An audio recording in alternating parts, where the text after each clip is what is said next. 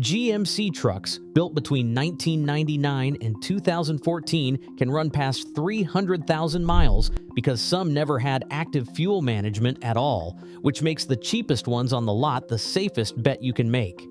Try the 2-second test. Is it a 4.8 liter or a heavy-duty 6.0? If the answer is yes, that engine never got cylinder deactivation, the exact system behind the lifter failures wrecking GMC engines right now. This is the buyer's decoder. Which GMC engines built before 2014 you can trust without hesitation?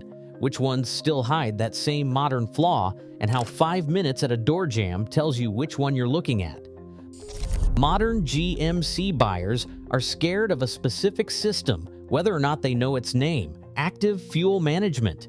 GM built a way to shut down half the cylinders at highway speed to save fuel, and on paper that's a smart trick. In practice, on the engines that got it, the lifters controlling those deactivated cylinders are notorious for collapsing, and when one goes, oil stops reaching a valve, and a repair bill measured in thousands of dollars follows the check engine light home.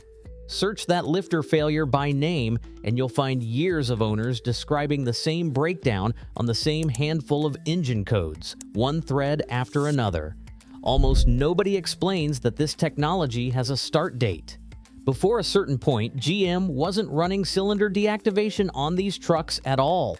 The mechanism simply didn't exist yet in that engine lineup. Forget whether GMC as a brand is reliable in the abstract. That question is too broad to help anyone standing in a used car lot. What matters is narrower. Does this specific engine, under this specific hood, contain the part that fails? Get that engine code right, and the used market hands you a drivetrain engineered to shrug off 200,000 miles for a fraction of what a newer AFM-equipped truck costs. Get it wrong, and you've bought someone else's ticking problem with a fresh coat of touch-up paint over it. A model year, a trim badge, even a paint color can be shared by two trucks that still hide two completely different engines under the hood. One of them years from a lifter failure, the other immune to it by design. The badge on the tailgate tells you almost nothing. The engine code carries all the useful information if you know where to look for it, and most buyers never do. Picture two Sierras parked 3 spots apart at the same lot, same model year, same mileage on the odometer. They can be two entirely different bets.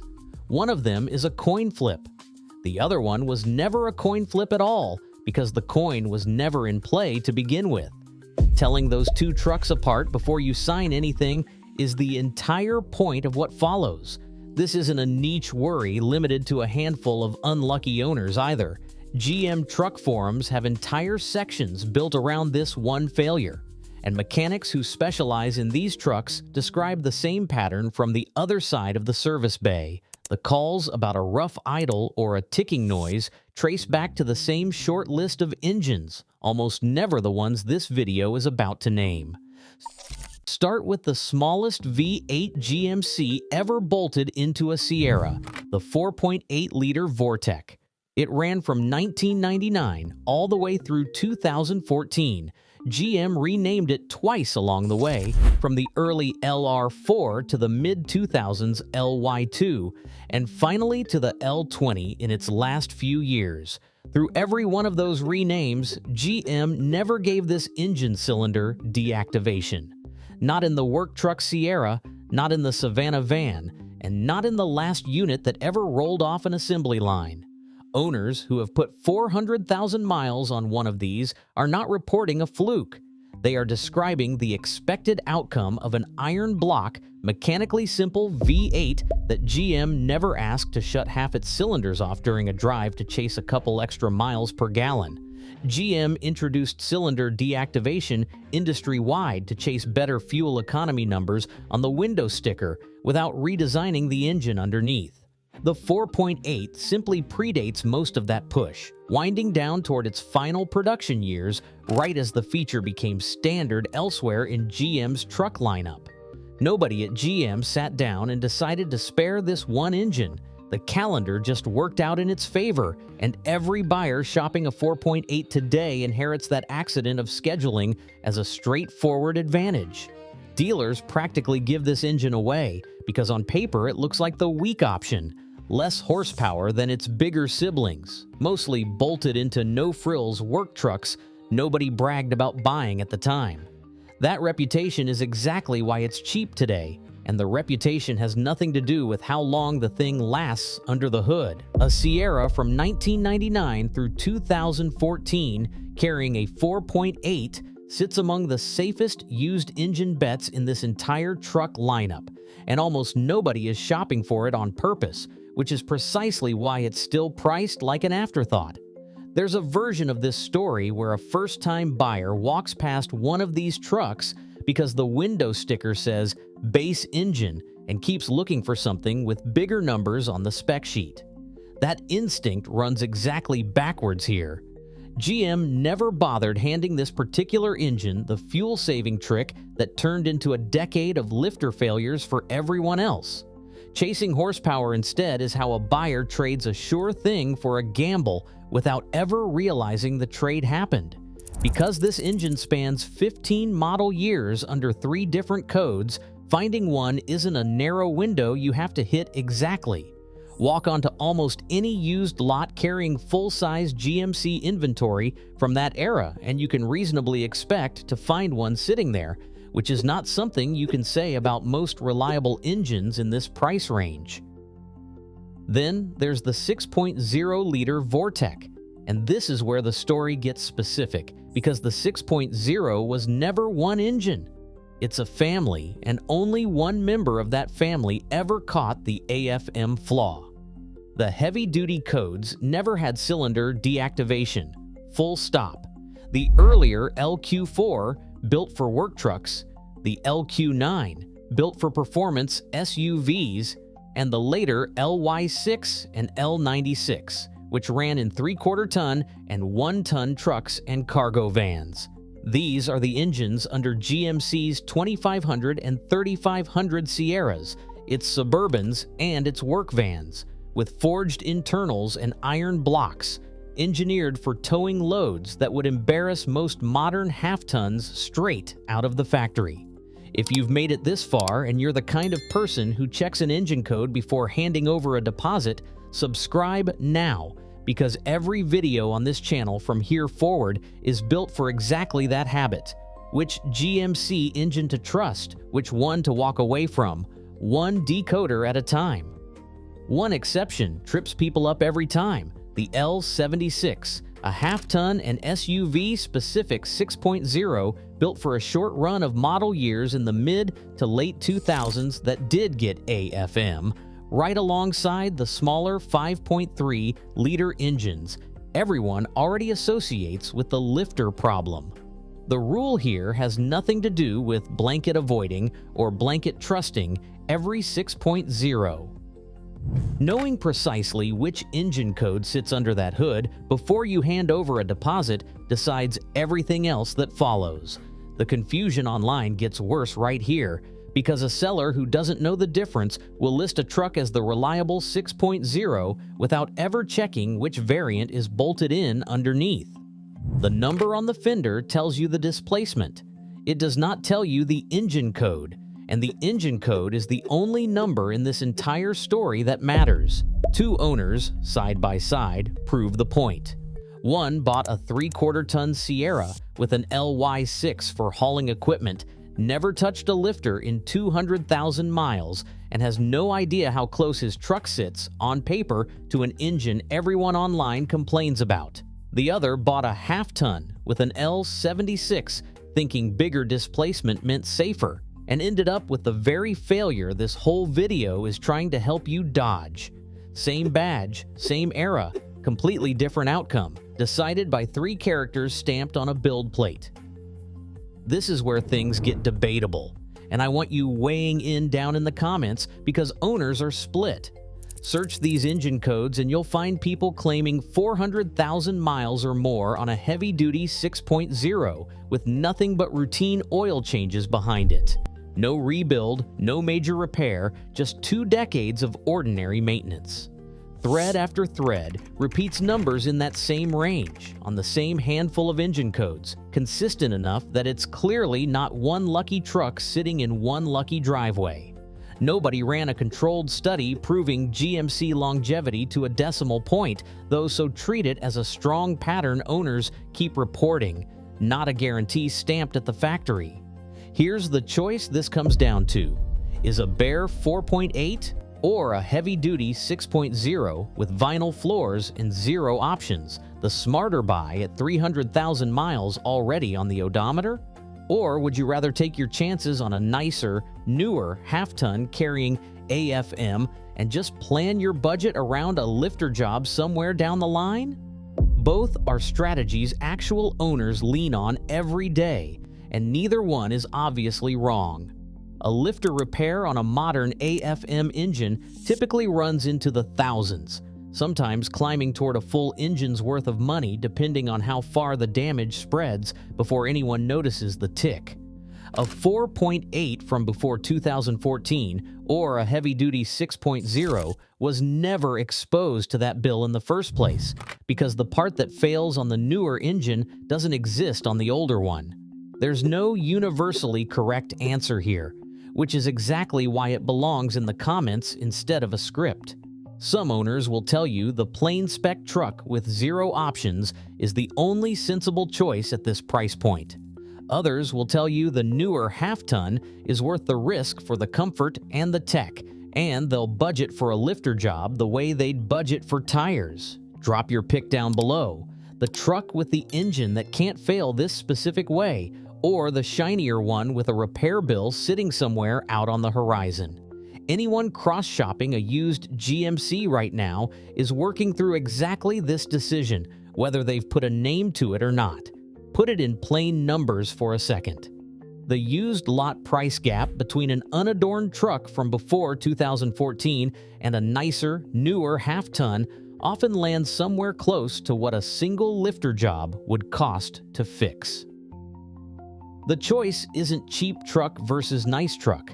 It's closer to paying for the nicer interior now, or paying for it later in a repair bay on the newer truck's schedule instead of your own. Framed that way, the basic option stops looking like a compromise and starts looking like the buyer who did the math first. There's a third path worth naming too, since not every comment thread splits neatly into two camps. Some owners run the newer half-ton anyway, budget for the eventual repair, and simply treat it as a known cost, priced in from day one, the same way they'd treat brakes or a transmission service, planning around it instead of hoping to avoid it entirely. That's a legitimate answer too. A 4.8 from before 2014 or a heavy-duty 6.0 simply lets you skip the argument altogether instead of picking a side in it. A couple of other engines deserve a mention here, even though neither one is the main event. The 8.1-liter Vortec, GMC's last true big block, dropped into heavier trucks in the early 2000s, never had cylinder deactivation either, and owners routinely describe it as close to impossible to kill under normal use. It's rare on the used market. It drinks fuel at the pump in a way that scares off most casual shoppers, and it's not the engine most buyers will stumble into on a random Tuesday. Find one though, and the reputation holds up. Strong internals, simple architecture. Built before anyone at GM was thinking about shutting cylinders off to chase better fuel economy numbers on a window sticker. The early iron block 5.3-liter, built before variable valve timing and displacement on demand ever showed up on a spec sheet, carries the same story. It's less common on the used market than the 4.8 or the heavy-duty 6.0, but the bet is identical when you find one. An engine from before the flaw existed, wearing a badge that today gets lumped in unfairly with engines that arrived years later and inherited a completely different, much worse reputation than this earlier version ever earned on its own. Neither of these two is the engine to build a whole search around. Cross paths with one while shopping the 4.8 or the heavy-duty 6.0 though, and no, you're not settling for a consolation prize. You're looking at the same pre-flaw engineering, just wearing a rarer badge on the tailgate. None of this helps if you can't verify it standing next to the truck. You don't need to pull a valve cover or take anything apart. This is a 5-minute check, not a repair job. Every GMC carries a build plate, usually on the driver's door jamb, listing the engine's RPO code, a 3-character stamp GM uses to identify exactly which engine sits under that hood, not just the displacement printed on the old window sticker. Match that code against the ones from this video and you'll know inside a minute whether you're looking at a truck built before the flaw existed or one built after it. Carry that habit into any GMC shopping trip, not just this one. The model year tells you the era. The RPO code tells you which engine is underneath, and those two things don't always line up the way most buyers assume, which is precisely how a safe-sounding model year ends up hiding the wrong engine, unnoticed until the lifters start ticking a few thousand miles down the road. Bring a phone, snap a photo of the door jamb before you even pop the hood, and you'll walk away from that test drive knowing more about the truck than most sellers do themselves. It costs nothing, it takes less time than test driving the radio, and it separates a confident buyer from someone hoping the 10-year-old truck they just bought gets lucky. Ask for service records while you're at it, even a partial stack. On these older engines, a clean oil change history is mostly just confirmation of what the engine code already told you. On anything AFM equipped, the records matter more. A string of appointments for a rough idle, a lifter tick complaint, or an oil consumption top-off is the truck telling you, in writing, exactly what this video warned you about. A seller with nothing to hide usually has no problem handing over a folder of receipts, and a seller who suddenly can't find them is worth a second look regardless of what the engine code says. New GMC trucks are still shipping with that same displacement on demand philosophy, wearing a newer name, and GM insists a redesigned and corrected system. Buyers are paying full sticker price for that promise. A truck built years before that entire debate existed, meanwhile, sits on a used lot for a fraction of the cost, carrying zero exposure to the exact problem everyone online is currently worried about on a brand new truck. That's the reframe worth sitting with. This was never a video about old trucks being better out of nostalgia for a simpler decade. An engine engineered before a specific flaw existed cannot inherit that flaw, and that's simply a fact of how engineering works. No software update fixes it retroactively. No running change reaches back in time. No mid-cycle refresh is required. You're not betting on GM having fixed something under warranty after the fact. You're buying a truck built before there was anything on that engine left to fix. And that's a fundamentally different wager than the one every new truck buyer is currently making at full sticker price. The cheap trucks in this video are cheap for a simple reason. The market hasn't caught up to what they are. Among the safest engines GMC ever built, sitting on lots priced like risks nobody wants, while the truck that carries the actual risk sits a few spots down with a shinier interior and a friendlier price tag. There's an almost funny version of this story on the other side of the lot. Somewhere out there is a buyer who paid extra for the newer, shinier half-ton specifically because it felt safer. A fresher badge, a warranty booklet, a dealer calling it the smart, cautious choice. Somewhere else is the buyer who bought the stripped-down truck nobody wanted because it was the cheapest one on the lot, never thinking twice about the engine, and simply never runs into the problem the other buyer is now budgeting for. That second buyer didn't out-research anyone. They just bought before the flaw existed. It even holds up down the road when it comes time to sell. A truck with a documented history of zero AFM-related repairs is an easier sell to the next buyer than one carrying a folder of lifter-related invoices, no matter how well those repairs were handled. The engine code that saved you money going in keeps working in your favor going out, a rare case of a used truck advantage that holds at both ends of ownership. Zoom out far enough and the whole situation starts to look almost backwards. A shopper walks onto a lot, sees a stripped-down work truck parked next to a loaded half-ton, and assumes the fancier one must be the safer purchase. Because that's how it works with almost everything else people buy. Newer usually means better. Newer, more feature-packed, more expensive usually means more reliable. This corner of the used truck market is one of the rare places that assumption falls apart completely. And it falls apart specifically because of a few characters on a build plate that most buyers never think to check. So if you're cross-shopping a used GMC and you're tired of guessing whether the one you're looking at is a lifter job waiting to happen, you now know exactly what to check and exactly which two engine families to go looking for first. Tell me down in the comments which one you'd park in your own driveway, the no-frills 4.8 or the heavy-duty 6.0 nobody ever bothered to option out nicely. And if this saved you from gambling on the wrong engine code, send it to the next person you know who's about to buy a used GMC blind before they end up standing in a driveway with the wrong 3 characters stamped on their build plate. See you in the next decoder.